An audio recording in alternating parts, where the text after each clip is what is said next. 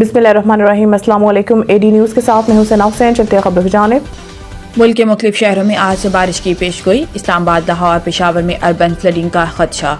महकमा मौसमियात के मुताबिक मगरबी हवाओं का सिलसिला 9 मार्च से मुल्क के शुमाली इलाकों में दाखिल होगा और मगरबी हवाओं का ये सिलसिला मुल्क में 16 मार्च तक बरकरार रहेगा। महकमा मौसमियात ने 9 से 16 मार्च के दौरान चित्राल, मरी, गिलगित बल्तिस्तान और कश्मीर में बारिशों की पेशगोई की। महकमा मौसमियात ने बताया कि 10 मार्च को इस्लामाबाद, रावलपिंडी, अटक, जहलम, चकवाल, पेशावर, चारसदा और मर्दान में बारिश मुतवक्को है, जबकि 12 से 16 मार्च के दौरान पंजाब के बेशतर शहरों में बारिशों की तवक्को है। महकमा मौसमियात के मुताबिक 14 और 15 मार्च को बलूचिस्तान के इलाकों में गरज चमक के साथ बारिशों का इम्कान है और बारिशों के बाइस इस्लामाबाद, लाहौर, पेशावर, क्वेटा और दीगर शहरों में अर्बन फ्लडिंग का खदशा है। महकमा मौसमियात का कहना है कि मुल्क के बालाई इलाकों में शदीद बर्फबारी से सड़कें बंद होने का भी इम्कान है। पीटीआई पेशावर के इजलास में केपी हुकूमत की कारकर्दगी पर इजहार अदम इत्मीनान एहतजाज का अदनिया। पीटीआई की चंद रोज कबल ज़िलाई सतह पर होने वाले इजलास का एलामिया जारी किया गया, जिसमें कहा गया है कि सूबे में तीसरी बार पीटीआई की हुकूमत है, लेकिन पेशावर अब भी मसाइल से दुचार है। शहर के मुख्तलिफ हलकों में तरक्याती कामों को नजरअंदाज किया जा रहा है। एलामिया में कहा गया है कि सीवरेज का निज़ाम तबाह है, जिसके बायस बारिशों के बाद शहर सैलाब का मंजर पेश करता है। वाटर एंड सैनिटेशन सर्विसेज की नाकिस कारकर्दगी की वजह से सफाई का निज़ाम धरम बरम है। इजलास के एलामिया में कहा गया है कि पेशावर के कई इलाके पीने के साफ पानी और स्ट्रीट लाइट से महरूम है।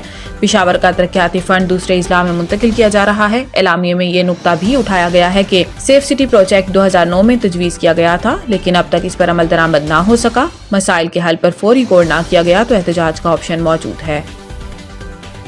चीन ने पाकिस्तान के जिम्मे वाजिबुल अदा $2 अरब रकम की मुद्दत में 1 साल की तौसीह कर दी। वजारत खजाना ने चीन की जानिब से कर्ज अदायगी की मुद्दत में तौसीह की तस्दीक कर दी। चीन के $2 अरब की कर्ज की वापसी की मुद्दत 24 मार्च को मुकम्मल हो रही थी। ख्याल रहे कि सदर मुमलिकत आसिफ अली जरदारी के दौरा चीन में चीन ने पाकिस्तान के इस्तेहकाम और तरक्की के लिए मुकम्मल हिमायत का अहदा किया था। दूसरी जानिब आलमी मालियाती फंड ने हुकूमत की 1250 अरब रुपए की बैंकों से उधार लेने की हिकमत अमली पर एतराज उठा दिया। IMF के एतराज का मकसद बिजली के शोबे में सर्कुलर डेट के बड़े मसले को हल करना है।